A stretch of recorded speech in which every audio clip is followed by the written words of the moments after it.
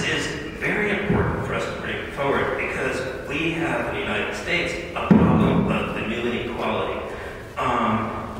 We all know this. We know that over the last 30 years, for those who are the top 0.01% of the American income distribution, they saw a 900% increase in their income.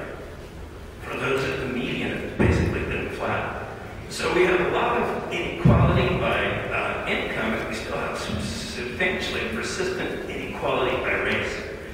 Now, people look at, in particular, where Latinos stand to that, because if you look at the Latino household income or Latino poverty rates, they're essentially where Black poverty rates and Black household incomes are.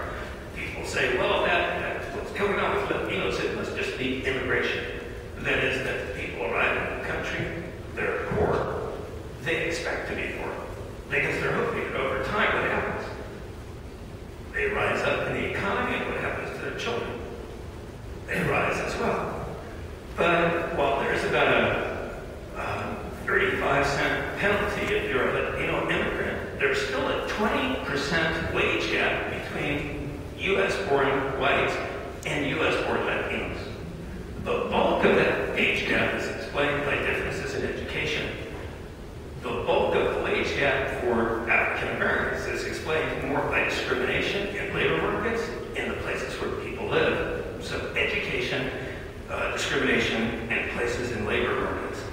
By the way, if you think somehow that the economy has competed away discrimination, there was a really interesting study by the University of Chicago, which, if you know the world of economics, is sort of a conservative place. And, what they really believed was that what must be happening is that competition would erode racism over time, because if, Black workers are cheaper, you would hire more of them, they lift their wages and dragging down the wages of white workers. So people get reported discrimination. They said it can't be.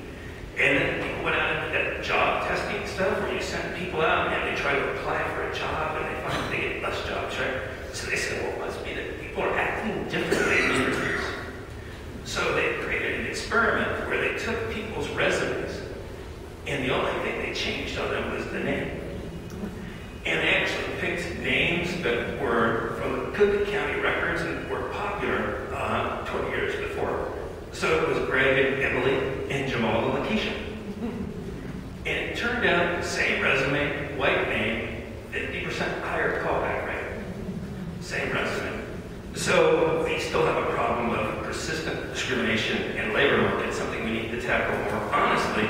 But it's really also become a question of the place where people live and grow up. The Economic Mobility Research Group within Pew recently did a study on mobility over time. And what they found out was that 5% of white kids born between 1985 and 2000 grow up in neighborhoods that are high poverty, that is the poverty rate above 20%. So about 5% of white kids, about 2/3 of Black kids in the country grow up in neighborhoods where the poverty rate is higher than 20%. Their family might have a poverty level or an income level above that poverty rate, but they're growing up in a poor neighborhood with all what that means in terms of access to food, access to safety, and access to schools. So we've got a big problem of inequality. We're going to need to address it. And we also have a big challenge ahead of us. I feel like I'm actually kind of bumming you out right now. So I will, don't worry, we'll come to like creative solutions that'll be